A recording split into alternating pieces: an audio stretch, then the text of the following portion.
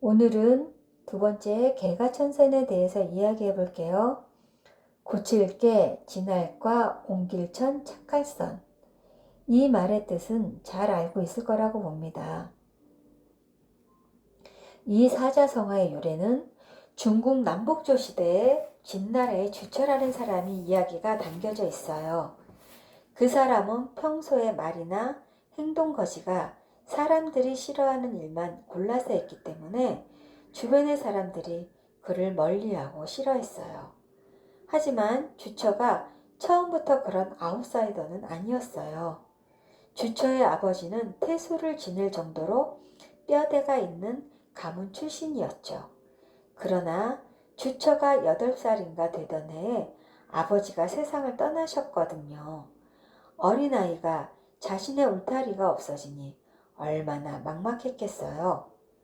보살핌과 가르침을 잘 받다가 보살핌도 받지 못하고 제대로 가르침도 못 받던 주처는 조금씩 행실이 나빠지고 말도 함부로 하기 시작했죠. 게다가 어려서부터 남달리 힘이 세서 보통 사람이 당해내질 못하자 걸핏하면 남들을 두들겨 패기 일쑤였어요. 사람들은 마을에서 불량소녀로 통하던 그를 보면 슬금슬금 피했습니다. 다행히 주처는 자라면서 철이 조금씩 들기 시작했어요. 어릴 때부터 다른 또래 친구들보다 힘이 유달리 셌던 주처는 보통 사람들보다 힘이 좋았겠죠. 자기 힘만 믿고 마을 사람들에게 시비 걸고 때리고 두들겨 패고 그러고 다녔지요. 마을에서는 불량소년이라 낙인이 찍힌 거예요. 사람들은 주처를 보면 피해 다니곤 했습니다.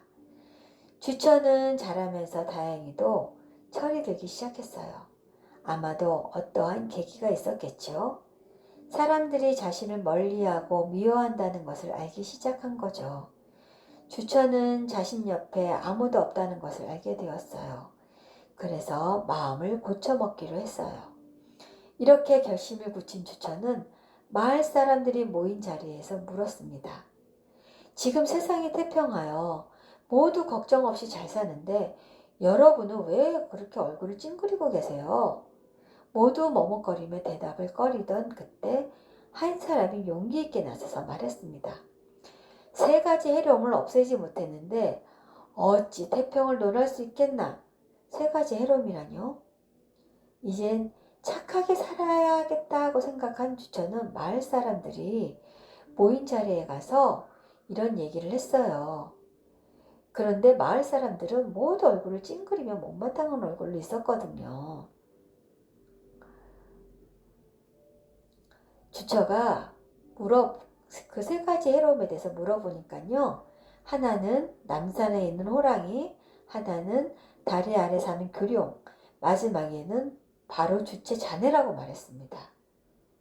이 3가지 해로움 때문에 우리는 얼굴을 펴고 살 수 없다고요.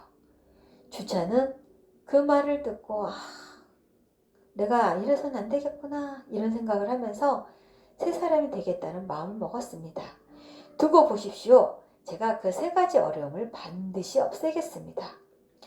마을 사람들은 주처의 말을 듣고 두 호랑이가 싸우면 반드시 하나는 다치겠구나 하며 3가지를 다 없애지 못해도 한두 가지는 없앨 수 있다고 믿었기 때문에 좋아했죠. 주처는 남산에 가서 호랑이와 싸워서 이겼고 다리 아래 물에 가서 교룡과 사흘 밤낮을 싸워서 이겼어요.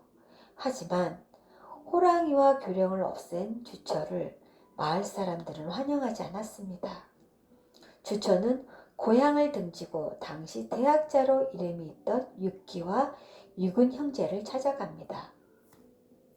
자신의 지난 날을 이야기하며 이제 새 사람이 되려고 하는데 너무 늦은 것 같다며 두렵다는 말을 했어요.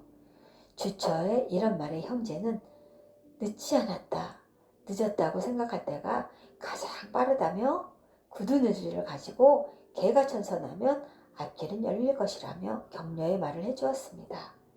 주처는 열심히 글을 배우고 공부를 했어요. 그렇게 학문에 매진한 지 10여 년이 지나자 주천은 이름난 대학자가 되었습니다. 개가천선이란 마음을 고쳐먹은 것으로만 끝나는 것이 아니라 어떠한 행위의 변화도 있어야 한다는 것이네요. 만약 주처가 마을을 떠나지 않았다면 그는 인정받지 못했을 테죠. 무엇인가 전념할 것을 찾아 자신이 변화되었다는 것을 확실하게 보여주는 이야기입니다.